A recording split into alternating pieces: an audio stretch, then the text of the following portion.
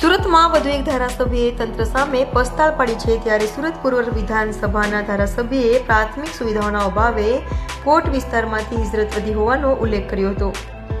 સુરતમાં વધુ એક ધારાસભ્યએ પત્ર લખ્યો છે. સુરત પૂર્વ વિધાનસભાના ધારાસભ્ય અરવિંદ રાણીએ સુરત મેયર દક્ષેશ માવાણીને ઉદ્દેશીને પત્ર લખ્યો હતો. પત્રમાં સુરતના સેન્ટ્રલ ઝોનના તમામ રસ્તાઓને સીસી રોડ બનાવવા ફરી કરી રજૂઆત કરાઈ હતી. સેન્ટ્રલ ઝોનમાં 9 મીટર કે તેથી નાની પહોળાઈવાળા ગલીઓ રસ્તાઓને સીસી રોડ બનાવવાનો નિર્ણય કરવા વર્ષ 2025-26ના બજેટમાં 25 કરોડની જોગવાઈ કરવાની માંગ કરી હતી. ડામરના રસ્તાઓથી દર 2-3 વર્ષે રીકાર્પેટ કરવામાં લાખો રૂપિયાનો વ્યય.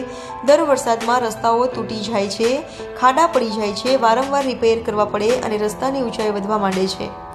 જાહેર નાણાંનો વ્યય થતો હોવાથી સીસી રોડ બનાવી કાયમી નિકાલ કરવાની માંગ કરી હતી. અને સેન્ટ્રલ ઝોન ગીચ વસ્તી ધરાવતો વિસ્તાર હોઈ છતાં પણ આર્થિક પાયાની સુવિધાથી વંચિત છે.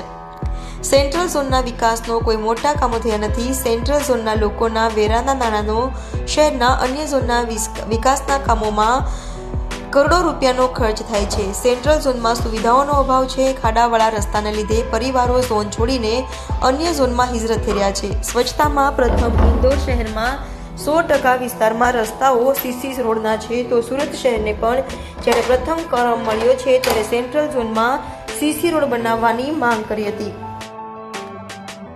સુરત મહાનગરપાલિકાના મેયરશ્રીને મેં પત્ર લખ્યો છે અને એ પત્રમાં સુરત શહેરના સેન્ટ્રલ ઝોન વિસ્તારમાં કે જે તળ સુરત આવે છે, મૂળ સુરત આવે છે, અને મૂળ સુરતના લોકોની જે પ્રશ્નો છે, જે પ્રોબ્લેમો છે, એ પ્રોબ્લેમો દૂર કરવા માટે મુખ્ય તો છેલ્લા 10 વર્ષથી સુરત શહેરના સેન્ટ્રલ ઝોનમાં ડ્રેનેજની લાઈનો નાખવાનું કામ ચાલે છે, પાણીની લાઈનો નાખવાનું કામ ચાલે છે.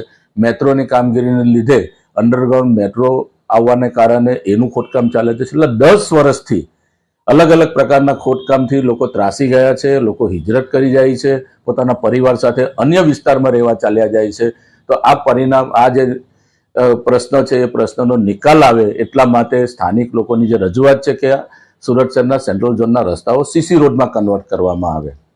હવે જ્યારે પાયાની તમામ સુવિધાઓ પૂર્ણ થાય છે ત્યારે આવી જે રજૂઆત છે, ચૂંટાયેલા પ્રતિનિધિઓ અને સ્થાનિક લોકોની જે રજૂઆતો છે એ અમારા ભારતીય જનતા પાર્ટીના પ્રદેશ અધ્યક્ષ આદરણીય શ્રી CR પાટીલ સમક્ષ કરવામાં આવી કે તેઓ હાલમાં કેન્દ્ર સરકારના જળશક્તિ મંત્રી છે. એમને પણ સેન્ટ્રલ ઝોનના લોકોની રજૂઆતને ધ્યાનમાં લઈને આ રસ્તાઓને સીસી રોડમાં કન્વર્ટ કરવા જોઈએ એ માટે એમને તે વખતના અમારા સ્થાયી સમિતિના અધ્યક્ષ આદરણીય શ્રી પરેશભાઈ પટેલને પણ સૂચના કરી હતી અને એમના દ્વારા શહેરના 9 મીટર કે તેથી ઓછી પહોળાઈના તમામ રસ્તાઓને સીસી રોડમાં કન્વર્ટ કરવાનો નીતિ વિષયક નિર્ણય લીધો હતો.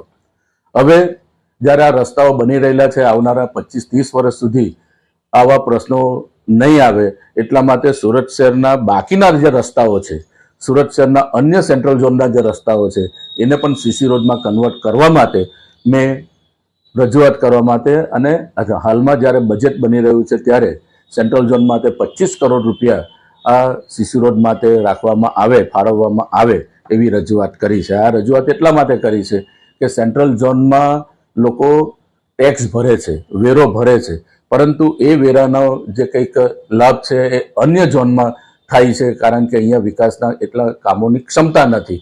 તો આ સંજોગોની અંદર વર્ષોથી જે ટેક્સના નાણાં છે એ ટેક્સના નાણાંનો સદુપયોગ થાય અને સેન્ટ્રલ ઝોનમાં આ નાણાંનો વપરાશ થાય અને તમામ રસ્તાઓ સીસી રોડમાં કન્વર્ટ થાય એવી મારી રજૂઆત છે.